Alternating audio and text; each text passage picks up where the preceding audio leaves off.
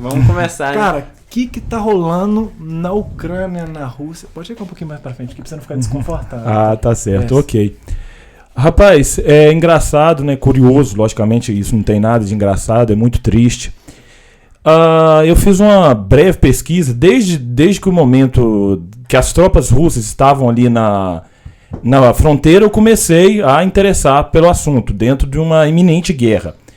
E nessa pesquisa, tem uma youtuber que eu acompanho, que ela é russa, que mora no Brasil, que faz vídeos de curiosidade, né, das duas culturas. Sim. Tenho agora os canais de história que eu acompanho, os canais jornalísticos.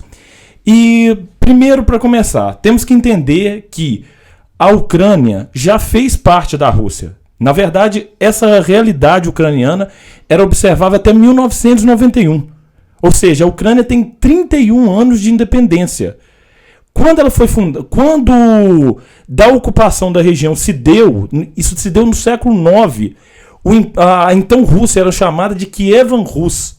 Por quê? Porque você tem na região a cidade de Kiev, atual capital da Ucrânia, e aquele povo se nomeando povo Rus, que hoje em dia conhecemos como Rússia. Ainda não tinha sido habitado, esse povo Rus não havia ocupado o que é hoje Moscou, o que é hoje a Sibéria, o que é hoje o Tartaristão, enfim.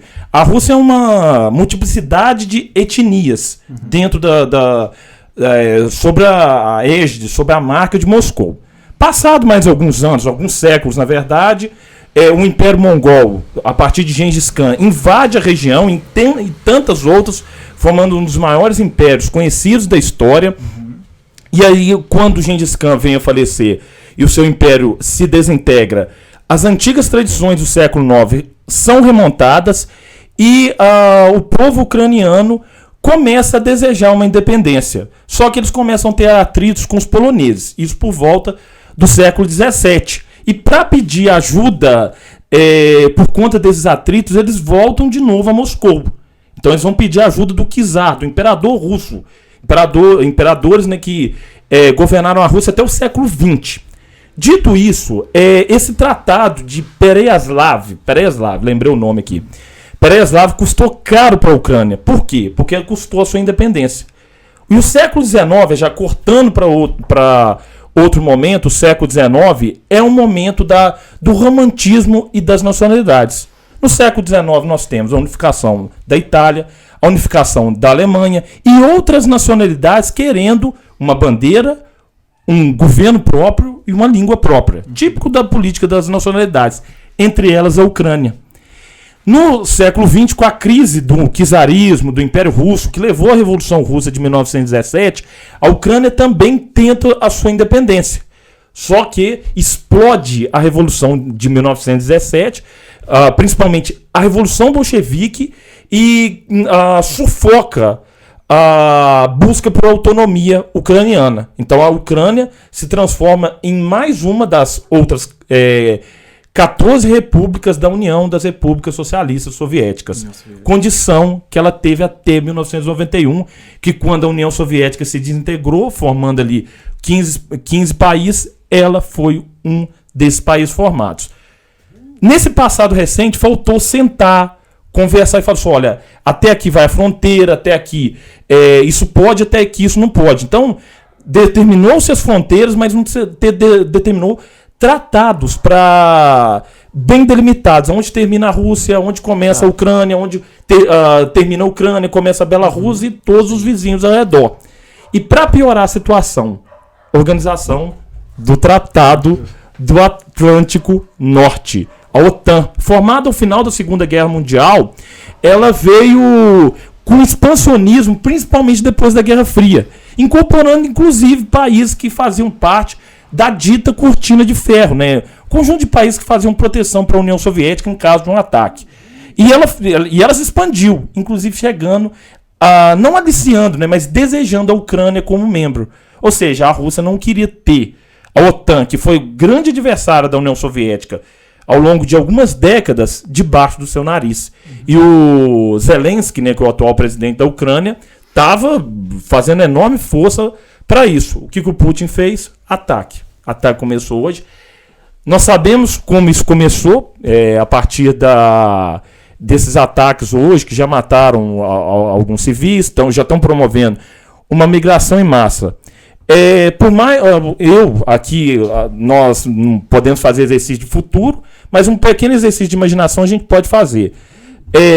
A Rússia consegue tomar o território, a Rússia conseguirá provavelmente estabelecer base pela Ucrânia, mas vai ter uma resistência feroz, porque o arsenal não atômico, o arsenal de guerra da Ucrânia é considerável, é um país grande para extensões europeias, então o Putin vai ter um desgaste na imagem.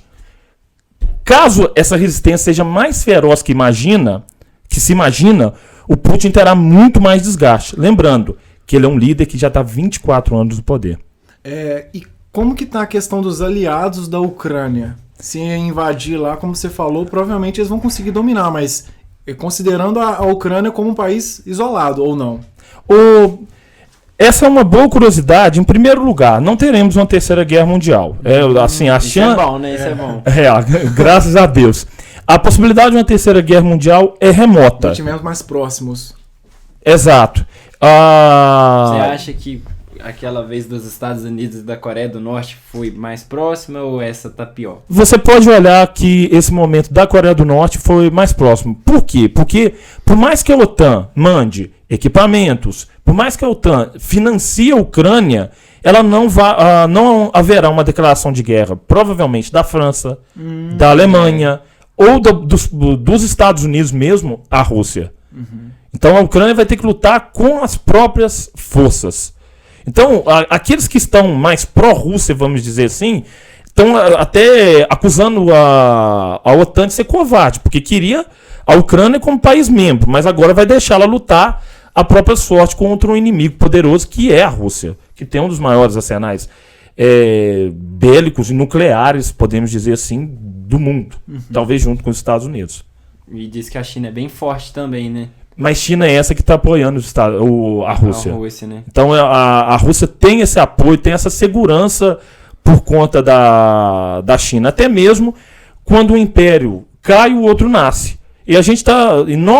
A nossa geração, quem diria, se alguém me falasse isso há 30 anos atrás, eu não acreditava, mas está assistindo a queda dos Estados Unidos. Eles serão provavelmente ultrapassados pela economia da China ainda nesta década, nos anos 2020, e a China quer não apenas a ultrapassagem econômica, mas a ultrapassagem também de importância militar e até mesmo cultural e social pelo mundo, tirando esse título dos Estados Unidos. O que nessa história causaria uma terceira guerra? Você falou que a gente não está próximo disso, mas o que poderia causar uma terceira guerra mundial? Você acha que é os Estados Unidos tentando invadir a Rússia também? Só uma declaração formal de guerra dos Estados Unidos e presença de tropas de forças armadas dos Estados Unidos na Ucrânia. E caso as forças armadas avancem. Aí sim. Agora, eu creio que o Biden não vai fazer isso. Ele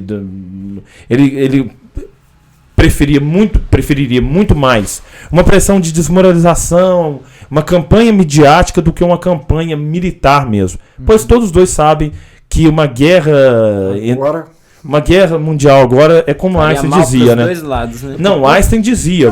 Quando o Einstein viu as bombas atômicas explodindo, ele falou assim, eu não sei como vai ser uma terceira guerra mundial, mas uma quarta guerra mundial vai ser com paus e pedras. O que ele quis dizer com isso? Não vai sobrar nada para brigar depois. Pra ter a outra, né? Pra ter a outra. Não vai sobrar nada. Então, poder de destruição. Verdade, por isso que todos os dois vão ali meio que manobrando os seus peças no tabuleiro de xadrez, mas eles mesmos não partem pro confronto. Curioso, né? Quando eu trabalho com a Primeira Guerra Mundial, um evento isolado gerou a guerra, que foi o assassinato do arquiduque lá em Sarajevo, se eu não me engano, acho que foi em Sarajevo. Acho que foi em Sarajevo mesmo, não lembro o lugar, não estou lembrando aqui agora. E que levou a sucessivas declarações de guerra. Até pegando a própria história da Primeira e posteriormente da Segunda Guerra Mundial, quando você as analisa, fala assim, peraí, vamos deixar as forças que estão ali em confronto ficarem num confronto local, não vamos mexer. Assim como a Rússia não mexeu com os Estados Unidos quando eles invadiram o Iraque em 91, em 2003, Eles invadiram. O Bush era guerra. Louco. Guerra! Todo, né? Curioso, no 12 de setembro de 2001, ainda com uma aluna, muitos anos atrás, há mais de 20 anos atrás, aquele momento, ai velho, tá dando até dorzinho nas costas. Eu estudava lá no Polivalente, tava no 2º ano, cara. Nossa, não tinha nem acabado a escola. Eu fui chamado pra falar sobre a situação o que aconteceria depois. Você pegou um link que eu queria fazer, vai. No depois. E o conhecimento de história é sempre aquele conhecimento pós-gnóstico. Então, quando você analisa, por exemplo, Independência do Brasil, você analisa o início, o meio e o fim dela. Segunda Guerra, o início, o meio e o fim dela. Invasão da Rússia. A gente pode fazer uma análise de antecedentes e até o início. E tudo que eu disser aqui vai estar no campo da especulação. Todo mundo pode falar assim, nossa, errou feio, hein? É verdade, eu não tenho aqui uma bola de cristal na mão e tá falando, fazendo, olha, vai acontecer isso e aquilo. Não, é só expectativa.